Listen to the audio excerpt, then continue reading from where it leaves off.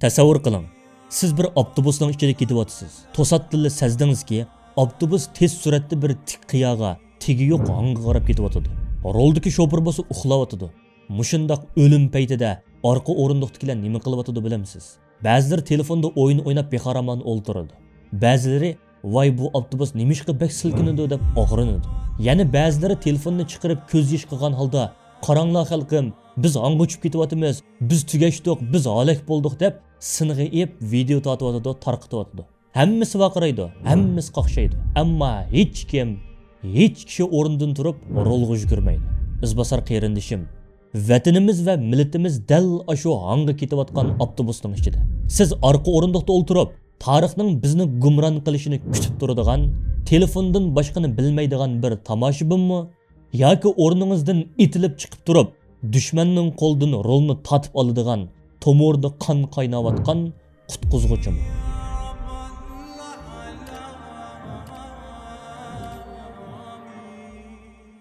Assalomu alaykum izbosar qarindishim. Yuqoridagi avtobusdagi tomoshabinlar bilan mono futbol maydonidagi manzara zodli bir-biridan farqlanib ketmaydi. Yoshlarning 99%i o sahnada bexatar yerda o'ltiradi. Qo'lida telefon, og'zida to'xtovsiz so'z va tanqid. Hey, nimishqa to'pni undaq depmaysan, nimishqa ular odam almashtirmaydi deb vaqiraydi, qaqshaydi. Ammo qolgan 1% odam maydonning ichida. Ular tarlayotdi, hasirayotdi, yiqilayotdi, puti sinayotdi. Hem yana kelib shu sahnadagi 50 ming odamning haqoratini anglayotdi. Lekin esingizda shuni ching tutingki, sahnadagi 50 ming odamning g'azablik varqirashlari musobaqa taxtisidagi shu numurni bir sonmi o'zgartirmaydi. 1000 yil vaqasimi uningda hech o'zgarish bo'lmaydi. Natijani faqat va faqat maydonning ichida qor yomg'irda yugurayotgan, bor kuchi bilan to'pni tepayotgan shu tarligan odamni o'zgartiradi.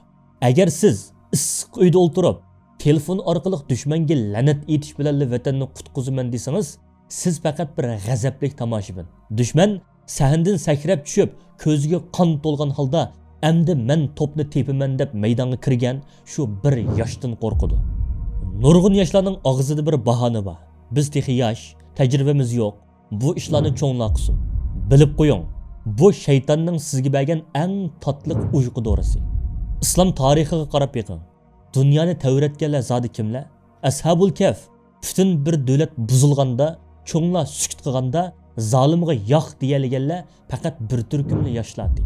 Sultan Muhammad Fatih İstanbulni fatih qilganda orolli 21 yoshda edi. Osama bin Zayd g'oyat zo'r islom qo'shinining bosh qo'mondoni bo'lganda, u faqat 18 yoshda edi. Uning orqasida Abu Bakr, Umarlardek yosh cho'ng tajribali zotlar sabti turadi.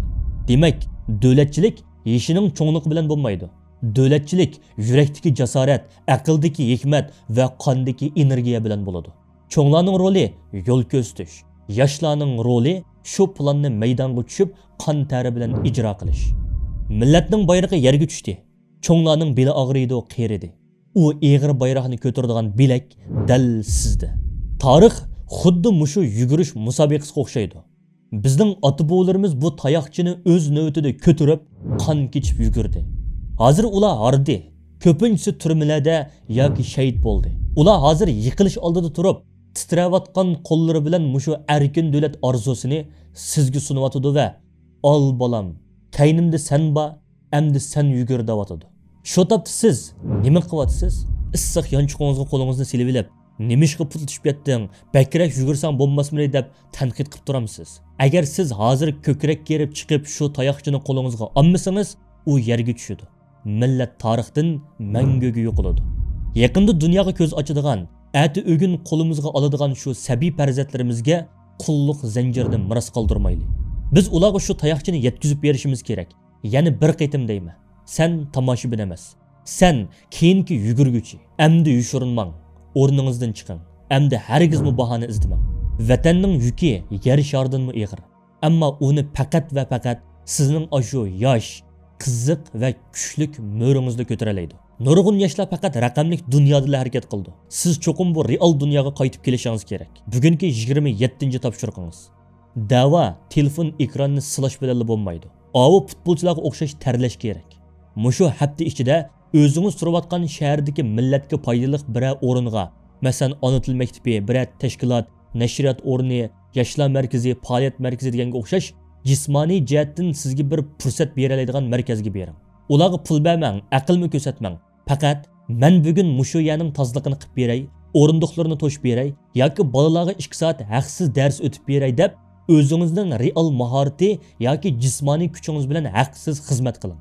Mushu tarni oqqizgan kuni siz haqiqiy turda maydonga tushganligingizni ruhingizda his qilasiz. Undaq bo'lsa, atidagi darsimizni ko'rishaylik. Allohga omonat.